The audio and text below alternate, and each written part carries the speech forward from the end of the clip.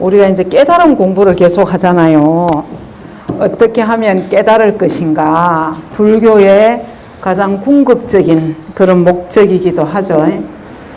근데 이제 여기 오늘 할 내용에도 나오지만은 우리가 제자가 어떤 마음가짐을 가져야 되는가 하는 게 나와요. 어떤 마음가짐을 가져야 되는가. 마조 스님이 남학 해양 스님의 제자인데 하루는 마조 스님이 해양 스님한테 물어요. 어떻게 해야 깨달을 수 있습니까? 하고 물어요. 어떻게 해야 깨달을 수 있습니까? 하니까 첫째는 선지식의 심지 법문을 듣는 것이다. 심지 법문을 듣는다는 것은 싹을 틔우는 것과 같다. 이제 땅에 싹을 이렇게 뿌리 내리는 것, 싹을 심는 것과 같다. 그렇게 얘기를 했어요. 심지 본문을 듣는 것을. 그것은 이제 씨앗을 뿌리는 것, 거기에다가 비유를 하고, 그 다음에 이제 스승의 법문, 내가 먼저 깨달아야 되겠다는 마음을 내서 이제 내는 것이 씨앗을 뿌리는 것이고, 어떻게 하든지 깨닫겠다는 마음, 그 마음이 중요하고, 두 번째는 스승의 법문을 듣는 것인데, 그 법문을 듣는 것은 비를 맞는 것과 같다 그랬어요. 비를 맞는 것과. 싹이 비를 맞아야 틔울 수 있잖아요. 그래서 비를 맞는 것과 같다. 그렇게 얘기를 하고, 그렇게 이제 본인이 발심을 해서 계속 법문을 듣지만은 세 번째 제일 중요한 거 기연이 있어야 돼. 기연. 깃털과 인연, 근기와 인연이 맞아 떨어져야 된다는 얘기예요. 근기와 인연이. 우리 옛날 조사 스님들 조사 어록을 보면은 어떤 스님은 복숭아 꽃 피는 거 보고 오도송을 푼 스님이 있어요. 깨달은 스님이 있고. 또 향암 스님은 마당 쓸다가 돌멩이가 이렇게 돌멩이를 던져서 탁 대나무 밭으로 던졌는데 그 돌멩이가 대나무에 딱 하고 부딪히는 소리에 딱 깨달았어요. 인연이 있어요. 그 인연이. 그게 이제 인연이 있다는 거는 우리가 무르익어야 뭐든지 무르익어야 터져 나올 수가 있는 것이죠. 그래서 닦아야 돼요. 열심히 닦는다는 거는 이걸 막 깨달음을 위해서 막 열심히 닦는다기보다 평상시에 마음을 잘 쓰고 살아야 이것도 빨라요. 공부만 해야지. 나는 내 공부만 챙겨야지. 그리고 백날 첫날 다녀봐도 안 돼요. 공부만 챙겨야지. 공부만 하면 끝이지 뭐. 이러고는 그냥 혼자 아상에 빠져가지고 안 됩니다. 그래서 우리가 도노다, 돈수다, 점수다 하는 것들이 깨닫더라도 업이 중하고 복이 얕은 사람들은 공부가 나아갈 수가 없어요. 늦더라도 꾸준하게 선업을 쌓고 자기 업을 소멸하는 행을 하고 이렇게 하다 보면은 금방 될 수가 있는 거예요. 그래서 우리가 깨달음만 얻으면 되지. 천만의 말씀이에요. 부처님이 무여열반에 이르신 것은 부처님은 업이 하나도 없어요. 다시 돌아올 업을 짓지 않았기 때문에 부처님 무여열반에 드신 거예요. 다시는 인간의 몸을 받지 않아요. 그런데 우리는 오랜 세월을 이렇게 중생의 업습으로 살아왔기 때문에 이것이 같이 닦여가야 돼요. 이것이 같이 닦여가야 되고 이 깨달음의 자리라는 것이 나를 완전히 비우지 않으면 절대로 개합이 안 돼요. 우리가 그 깨달음의 어떤 기연을 만나기 위해서는 부지런히 복도 닦고 기도도 하고 내 스스로 내 마음을 어떻게 하면 좀 조복을 받을 것인가 노력을 하고 법문을 듣고 정말이지 간절하게 해야 가능해요. 그 깨달음을 얻고 나서도 한 발짝도 못 나가는 사람들이 많거든요. 이게 뭔지를 몰라가 깨닫기는 깨달았는데 이게 뭔지를 모르는 거예요. 내 인생이 어떻게 바뀌어야 되는지 이걸 인생에 어떻게 적용을 해야 되는지를 모르는 거예요. 몰라가지고 나아갈 수가 없어요. 그래서 선근이 있어야 돼요. 선근이라는 게 뭐냐 하면은 업이 가벼운 사람들이 있어요. 업이 가벼운 사람들. 말을 해도 금방 알아듣는 사람이 있고. 그렇잖아요. 그 선근이라는 것이 우리가 이제 깨달음의 분상에서는 깨닫고 보면 이것도 저것도 없어요. 깨닫고 보면 아무것도 없어요. 업이라는 것도 없고 섭이라는 것도 없어요. 없지만은 우리는 중생의 몸을 갖고 살기 때문에 그런 걸 절대로 무시를 하면 안 돼요. 아직은 내가 깨닫기 전이기 때문에 꾸준하게 닦아 나가야 돼요. 꾸준하게. 그 요새 막 법문하는 거 보면은 쓸데없는 도인이라고 나와갖고 법문하는 거 보면은 막 깨달음만이 전부인 것처럼 얘기를 해요. 이거는 마음 공부거든요. 마음 공부. 내 마음이 얼마나 편해지고 내 마음이 얼마나 착이 떨어지는가. 그걸로서 공부를 점검을 해야 돼요. 마음이 내가 얼마나 자유로운가. 이래 모든 고정관념이라든지 관습이라든지 통념이라든지 이런 것들로부터 나는 완전히 해방되어 있는가. 이런 것들이 내가 공부가 되어가는 그런 척도거든요. 척도. 그래서 이제 해탈을 하면은 모든 것에서 벗어날 수 있다. 완전한 자유를 누릴 수 있다 하고 하는 것들이 그 깨달음이 내 생활 속에서 적용이 되면서 내가 겪는 그런 쾌감이고 환희거든요. 그래서 항상 자기 마음을 돌아봐야 돼요. 자기 마음을. 내가 마음을 진짜 잘 쓰고 살고 있는가. 마음을 잘 써야 돼요. 이 마음을 잘 써야 정말로 깨달음이 빨라요. 그래서 이제 마음 공부를 시키시는 분들은 항상 강조하는 것이 하심을 강조하잖아요. 깨닫고 보면 남이 없어요. 남이. 내 바깥이 없다 그랬잖아요. 이 깨달음의 자리라는 건 내가 우주기 때문에 내 바깥이 없어요. 내가 전부예요. 나밖에 없어요. 나밖에 없는데 우리는 이제 막 분별심으로 나누고 막 미워하고 시기하고 질투하고 막 이래 하잖아요. 그런 마음부터 정리가 됐는지, 집착을 내가 얼마나 하는지, 내 몸에 집착을 얼마나 하는지, 또는 명예나 재산이나 권력이나 이런 데 내가 얼마나 집착을 하는지, 그런 걸 자꾸 돌아보면서 그런 착을 본인 스스로 자꾸 옅어지게 해야 돼요. 그렇게 노력하지 않으면 절대로 이 공부는 가능하지 않습니다. 마음하고 같이 가요. 내 마음하고 같이 가기 때문에 항상 마음이 열려 있어야 돼요. 그런 마음으로 공부를 해야지 공부 따로 마음 따로 절대로 안 됩니다. 마음이 바르게 가고 있는가를 보면 알 수가 있잖아요. 우리는 막 이 세상을 어렵고 고통스럽고 힘들고 막 이래만 생각을 하잖아요. 그래서 이제 오늘 저 아시는 분이 오늘 이제 얘기를 이렇게 주고받다가 갓난 아기를 낳았대요.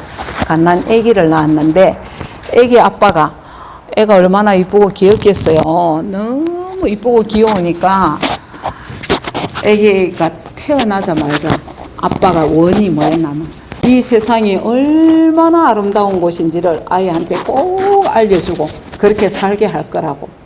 그 부모의 정신적인 그런 수준이 대단한 거예요. 그렇게 자기는 살았다는 얘기잖아요. 본인이 그렇게 살고 그렇게 교육을 받고 좋은 부모를 만났으니까 그런 생각이 굳어진 거겠죠. 그래서 제가 진짜 대단하구나. 뭐 깨달아봤자 뭐 할 거예요. 세상이 어둡고 칙칙하고 뭐 고민스럽고 하면 깨달아도 아무 소용없어요. 그런 마음을 갖고 사는 게 깨달음이에요. 그런 마음을 갖고 사는 것이 그 긍정적인 마음, 항상 행복한 마음, 이 마음이 깨달음이지 뭐가 있겠어요. 그래서 그 궁극적으로 가고자 하는 우리 목적지가 그거잖아요. 자유와 해탈이거든요. 얽매이지 않는. 그래서 항상 마음을 들여다봐야 돼요. 내 마음이 어떤가. 항상 내 마음으로 이렇게 돌려야 되지 깨달음이라는 게 절대 밖에 있지 않아요. 내가 말하는 육조 스님, 내가 말하는 개정해는 큰 지혜의 근기를 지닌 사람에게 권하는 것이다. 육조 스님은 개정해를 뭐라 그랬어요? 육조 스님은 깨달음이 개정해라 그랬어요. 견성이 개정해다. 그런 뜻이에요. 거기 뭐 마음 땅에 그릇됨이 없으면은 개고 어리석음이 없으면 해고 막 그렇게 얘기를 했죠. 한마디로 하면은 견성, 깨달음이 바로 개정해다. 그런 얘기입니다. 견성. 그런데 그렇다고 해서 신수 스님은 틀렸고 육조 스님은 맞다. 그렇게 했어요? 아니에요. 신수 스님의 개정해가 맞는 사람이 있고 육조 스님의 개정해가 맞는 사람이 있어요. 우리가 계율을 왜 지키라 그러겠어요? 계율을 어기면 예를 들어서 자꾸 살생을 한다든지 남에게 해코지하는 나쁜 짓을 하게 되면 뭐예요? 마음에 번뇌가 일어나요. 그렇잖아요. 마음이 안 편하잖아요. 마음에 번뇌가 일어나면은 계를 안 지키면 마음이 고요해질 수가 없어요. 그러면 지혜가 일어날 수가 없어요. 정과 해가 같이 가거든요. 그렇기 때문에 계율을 지켜야 되는 거예요. 계율을 지키지 마라가 아니고. 그래서 이제 근기가 수성해서 깨달은 사람한테는 육조 스님의 개정해가 맞는 것이고 우리처럼 건기가 낮은 이런 소성인들한테는 신수 스님의 개정에도 맞다는 얘기예요. 계율을 잘 지켜야 돼요. 계율을 지켜야 마음의 번뇌가 없어지고 마음의 번뇌가 없어야 깨닫게 돼요. 그래서 계율은 중요한 것이다. 만약 자성을 깨닫게 되면 이 견성을 하게 되면 그 말입니다. 견성을 하면 보리도 열반도 세우지 않고 해탈지견도 세우지 않는다. 왜?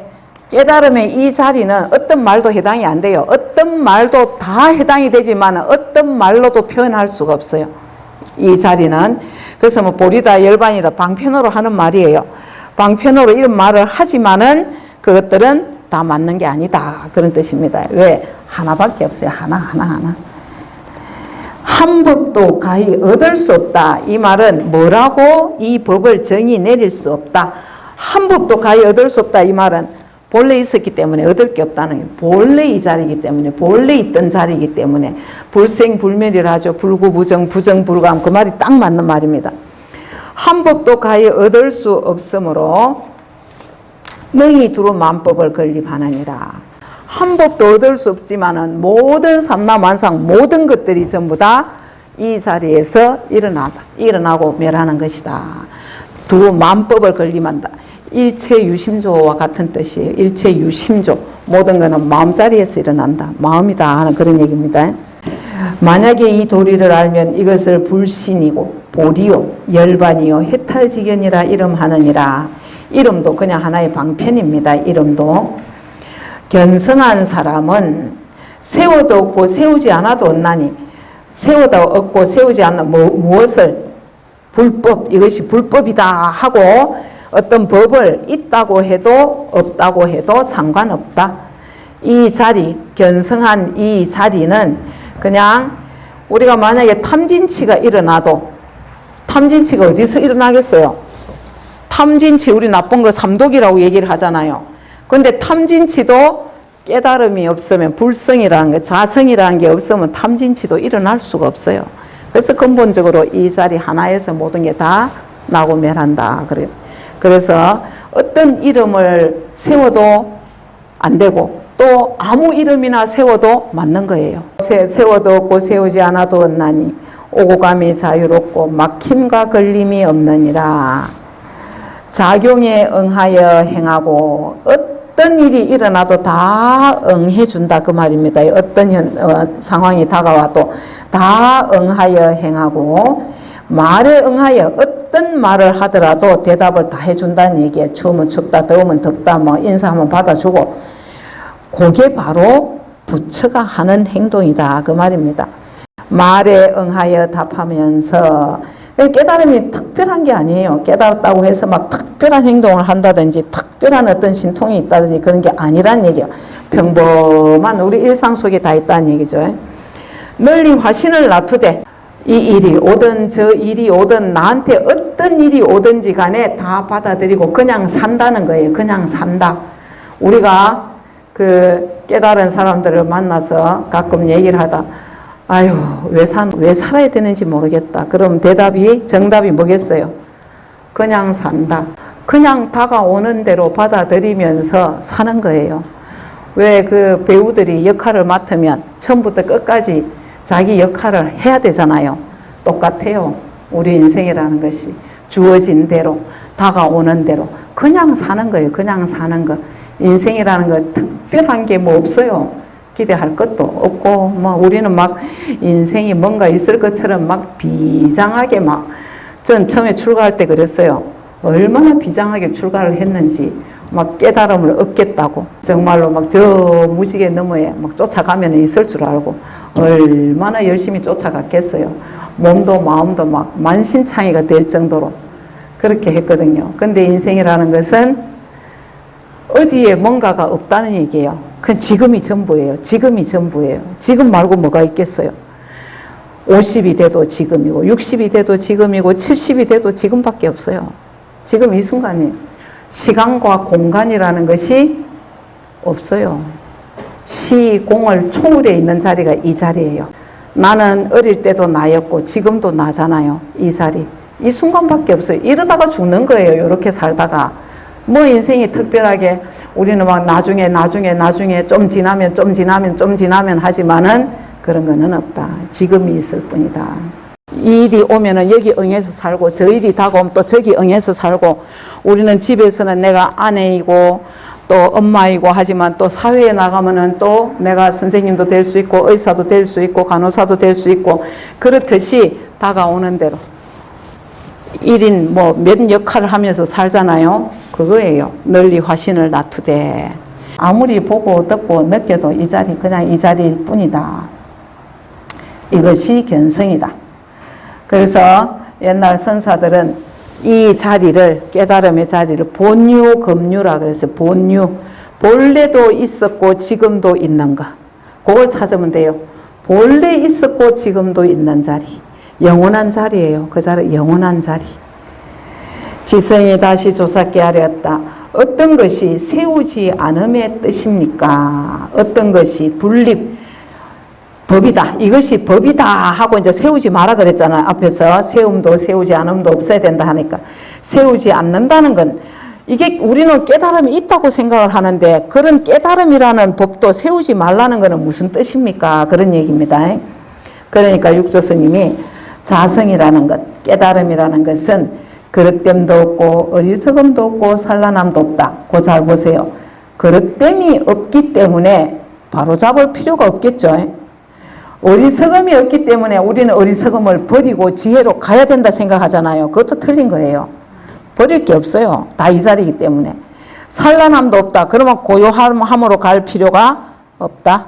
그냥 이대로다 그 말입니다. 자성은 그릇됨도 없고 어리석음도 없고 산란함도 없다.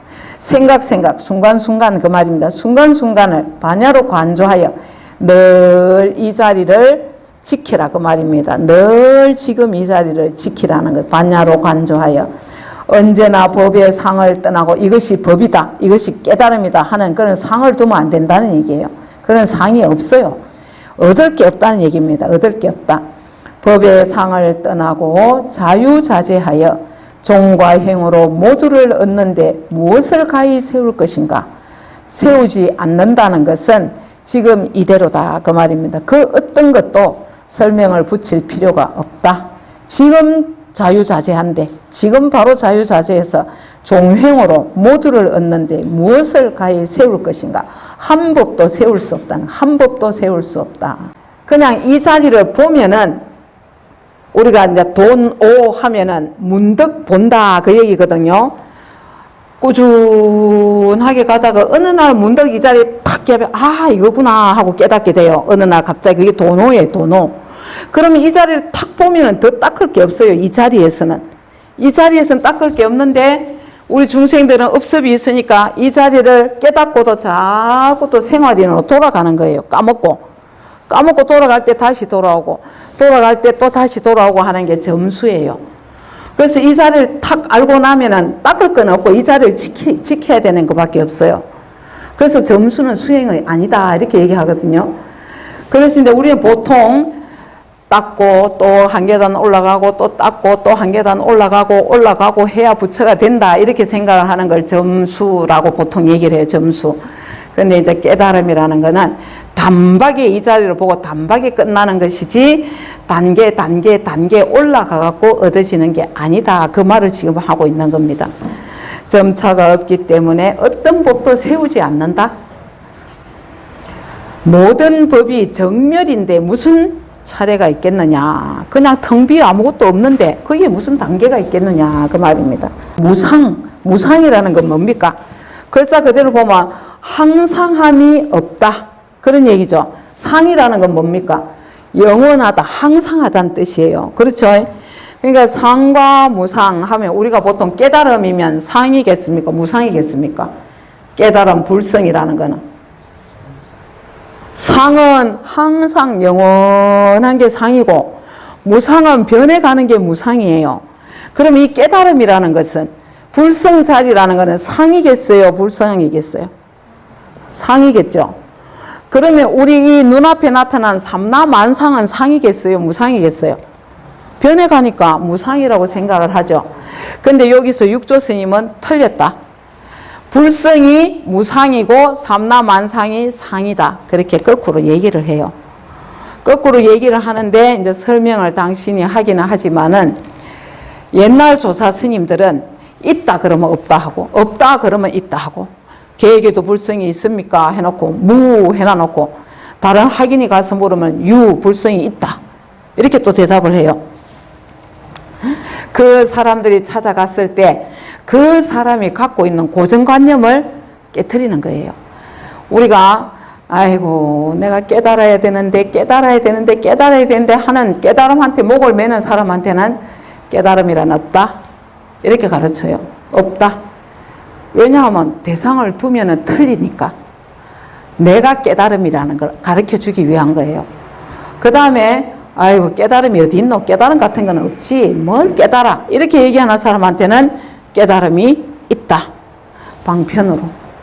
그 사람이 갖고 있는 고정관념, 개념을 타파해 주는 거예요. 그걸 지금 육조 스님이 여기에서 지철 스님한테 얘기를 하는 겁니다. 성은 장씨요. 이름은 행창이며 젊었을 때는 불안당 노릇을 하였다. 이 사람이 칼잡이였대요. 의협심이 강해가지고 협객이었대. 협객. 칼 들고 다니는 사람. 조사와 신수대사가 육조 스님과 신수대사가 남북을 나누어 교화하면서부터 비록 두 종주는 그 해능 스님이나 신수 스님은 남종 북종이었죠. 두 분은 너와 나가 깨달았으니까 너와 나가 없었으나 따르는 승려들은 서로 다투고 미워하였다. 그렇잖아요. 남진 나훈아가 막 싸우는 거 봤습니까? 누가 싸웁니까? 팬들이 싸우잖아요. 그렇듯이 해능 스님하고 신수 스님은 가만히 계시는데 밑에 사람들이 우리나라도 그래요. 송담 스님을 따르는 스님들하고 진제 스님 따르는 스님들하고 만나면 어르렁거려요. 자기들 법이 옳다고. 똑같아요. 남종 북쪽에서 나온 거하고 비슷한 그런 상황입니다. 그때 북종의 문인들은 자기들끼리 신수대사를 추대해서 제6조로 삼는 한편 이제 해능 스님이 법을 갖고 도망쳤는데 그런데 이 사람들은 신수 스님을 6조로 추대를 한 거예요. 5조 스님 돌아가시고. 해능조사께서 법 1을 전수받은 사실이 천하에 알려지는 것을 꺼려해서 그렇겠죠. 자기 은사인 신수가 6조인데 해능 스님이 몰래 법을 전해받았다는 하는 그런 소문이 두려워가지고 행창을 시켜 마침내 조사를 해치게 하였다. 우리 부처님도 그랬죠. 우리 부처님도 제발 알다가 부처님을 시기 질투해가지고 죽이려고 몇 번을 시도하잖아요. 제발 알다가.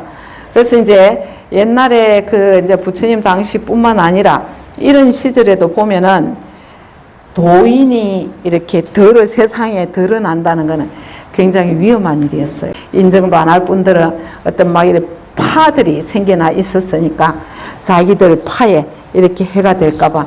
그래서 여기서도 이제 저거가 6조를 세웠는데 해능 스님이 법을 받아가 남쪽에서 법을 편다더라 하는 소문을 듣고 6조를 인정 못하겠다 하고 이제 시해하려고 그렇게 이제 행창을 시켜가지고 보낸 거죠. 조사께서는 타심통으로 미리 이 일을 아시고 돈 열량을 자리 밑에 준비하고 기다렸다. 타심통이 뭡니까? 상대방 마음을 다 들여다보는 게 타심통이에요. 우리 부처님은 육신통을 갖추었다 그랬어요. 뭡니까?